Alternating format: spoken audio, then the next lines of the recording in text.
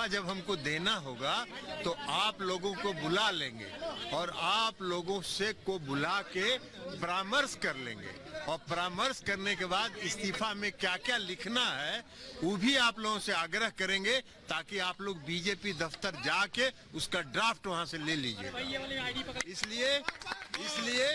इसलिए कि कोई मीडिया, अब इस देश में हम आप लोगों को दोष नहीं दे रहे हैं, आपको दोष हम नहीं दे रहे हैं, आप मजबूर हैं। आपके मैनेजमेंट जो है, आपका जो पूरा मैनेजमेंट है वो भारतीय जनता पार्टी के नियंत्रण में है, तो इसलिए भारतीय जनता पार्टी जो नैरेटिव सेट करती है उस नैरेटिव पर आप लोग, आपका मैनेजमेंट आपको इंस्ट्रक्शन देता है, आपको फॉलो करना है, मजबूरी है। तो इसलिए हम आपको दोष नहीं दे रहे हैं।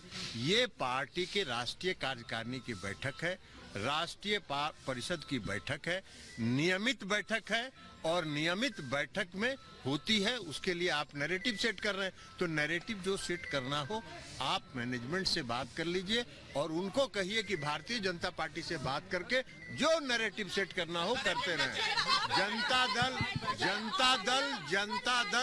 जनता दल यूनाइटेड एक है और एक रहेगा। आप चाहे जितना भी ताकत लगा लीजिए और आपके मैनेजमेंट और भारतीय जनता पार्टी जितनी ताकत ली, हम इस्तीफा देना होगा तो हम आपसे परामर्श कर लेंगे।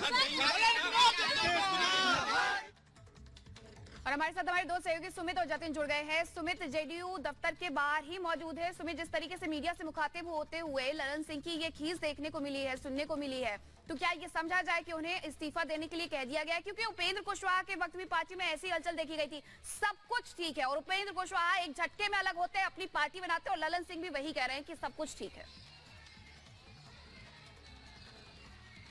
देखिए, ये पहले भी देखा गया है और राजनीति में जैसा मैंने कहा कि हमेशा एक चीज तय मानी है जिसका बहुत ज्यादा जोर तरीके से खंडन हो रहा हो उस पर उसे तय माना जाता है, और कम से कम जेडीयू के अंदर ऐसी स्थिति बनती हुई नजर आ रही है। जरा हम तस्वीर आपको दिखाएं, क्योंकि तैयारियां यहां पर बैठक को लेकर हो चुकी हैं, जहां पर कुछ ही देर के बाद नीतीश कुमार पहुंचेंगे और बताया जा रहा है कि ललन सिंह के साथ ही वो बैठक यहां पर करेंगे। लेकिन एजेंडा क्या है, इसे लेकर सिर्फ यही कहा जा रहा है कि एक नियमित बैठक है, हर साल होती है, लेकिन इसके पीछे वजह क्या है इसके बारे में कुछ भी नहीं बोला जा रहा है। अभी आपने कुछ देर पहले देखा जब नीतीश कुमार जो है एयरपोर्ट से बाहर निकले हैं, वो उस पर सिर्फ यही कहते हुए नजर आते हैं कि ये एक नियमित मीटिंग है।